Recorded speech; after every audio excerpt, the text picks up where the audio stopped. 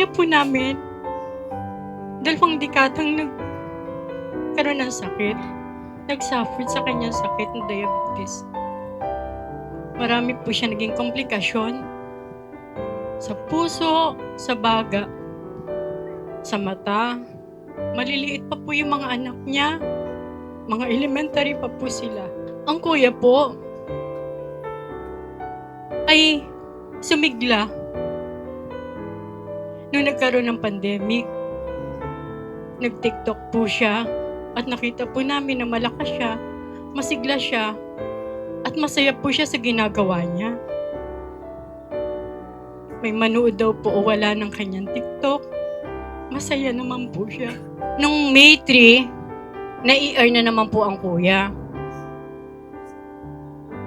Doon naman, puno daw po ng tubig ang baga niya. Binutasan naman po itong tagiliran niya, kaya nagkaroon ng hose. Nakasurvive ulit siya doon, pero hirap na siya.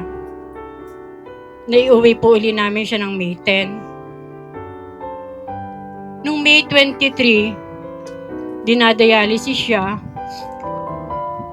Bumagsak po yung BP niya, yung sugar niya. At na-emergency na naman po siya, i-ICU na naman daw po siya. Pero siya na po ang ayaw magpadala. Sabi niya, hindi, nandun na siya sa ospital. Sabi niya, iuwi niya na ako. Lagi ko siyang tinatanong, nung lalagyan siya ng tubo dito sa gilid, Kuya, yun daw baga mo, nag-collapse na yung kabila. Kaya mo ba? Gusto mo ba? Oo. Kaya mo, lalaban ka? Oo. Pero nung May 23, na i-ICU ulit siya, tinanong ko siya, Kuya, i-ICU ka? Ang sagot niya, iuwi mo na lang ako sa bahay. Doon na lang ako. Mula po noon, ang kuya ay 12 hours na naka-oxygen. Hindi po siya pwedeng walang oxygen. At nito nga po, bumigay na po yung katawan niya.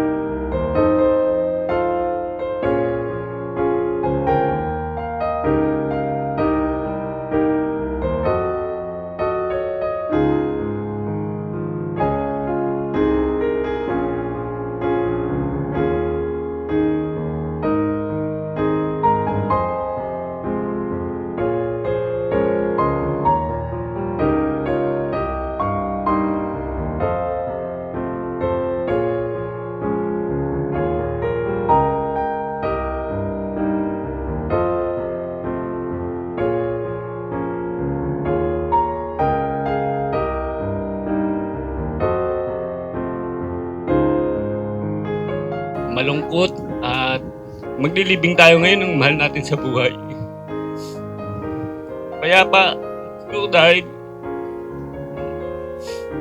nawala na yung sakit ng mga nakakamdaman niya sa kanyang katawan, nawala na rin yung konsepto ng takot ng kamatayan ng kapatid ko. Kasi matalas ang isip niya eh. Alam niya yun. Ang bigat. 20 years nakipaglaban ng kapatid ko sa kanyang sakit na diabetes. Namatay siya, 54 years old. Ibig sabihin mga 34 years old lang siya. Nung tinamahan siya ng diabetes, hindi siya, sa nakita ko, hindi siya simpleng diabetes kasi bumagsak yung katawan niya. Hindi na siya nakapagtrabaho ng maayos. Ibig sabihin yung mga panahong yun yung panahon na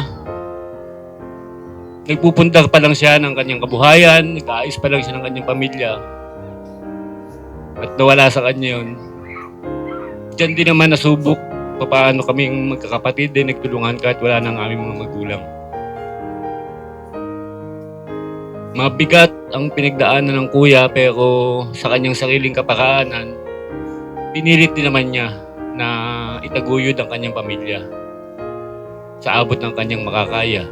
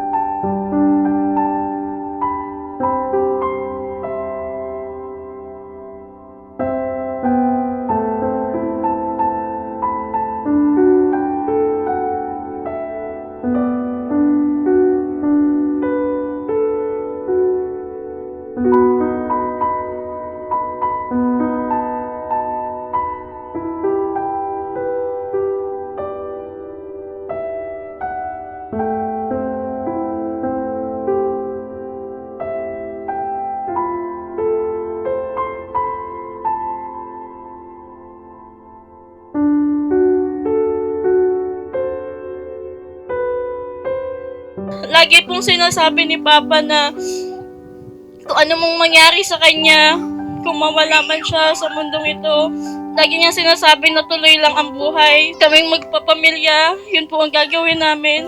Magpapatuloy lang po ang aming buhay. At sa legacy ang naiwan ni Papa, sabi niya sa akin nung huli, ate, okay na ako kasi parang nakompleto daw niya po yung 7 sacraments. Nakapagpakasal siya, nakapagpabinyag siya, nakapagkumpisal, all the 7. And lately, napahidan po si Papa ng langis before siya pumanaw.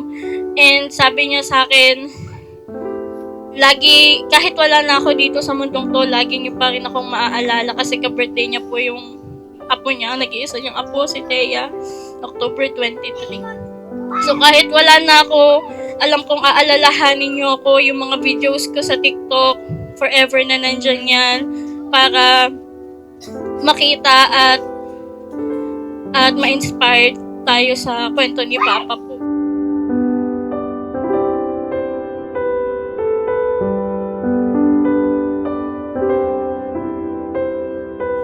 Ihahatid ka na namin. Hinahatid ka na namin. Bantayan mo kami. Lagi pong nakatatak sa isip ko, sa puso namin lahat-lahat ng mga advices na binibigay niyo sa amin. Yung mga alaala na dala-dala ni Francis, yung mabubuti na lang ating iisipin at yun naman talaga naman dyan lahat tayo pupunta. Maging masaya na lang tayo sa kanya at ako'y masaya na rin. Kahit pa paano, kumbagay guminhawa na yung kanyang pakiramdam. Makakapag-move on na uli tayo. Pagsimula na uli ng kanya-kanyang buhay, lalo na mga anak, kapatid, asawa. makapagsimula na ulit tayo, na andyan naman siya, yan siyang gagabay sa atin. Gagabayan kayo, pagpatuloy lang natin yung buhay kasi yan na yun. Ang tagal niyan lumaban. Noipi nga ang tawag ko dyan eh. Noipi talaga. Parang nga Kuya Ervin din namin. Noipi, may agimat ang dugo. Ibig sabihin, ang tagal niyan nakipaglaban, nakipagbuno. Pero siya na rin ang umayaw at nasasaktan na rin siguro dun sa katutusok sa kanya, lalo na nung dinadialysis siya. Napakaganda nung pangyayari sa kanya na siya natulog na lang, nagpahinga na lang siya. Nang wala na talagang walang dinaing. Hindi siya nang masakit sa kanyang pagwala. Kaya yun ang isa sa pasasalamat ko. Kahit papaano, naibsan na rin yung kanyang paghihirap nang hindi niya ipinadama sa atin na nahihirapan na siya. Nakatawa pa rin siya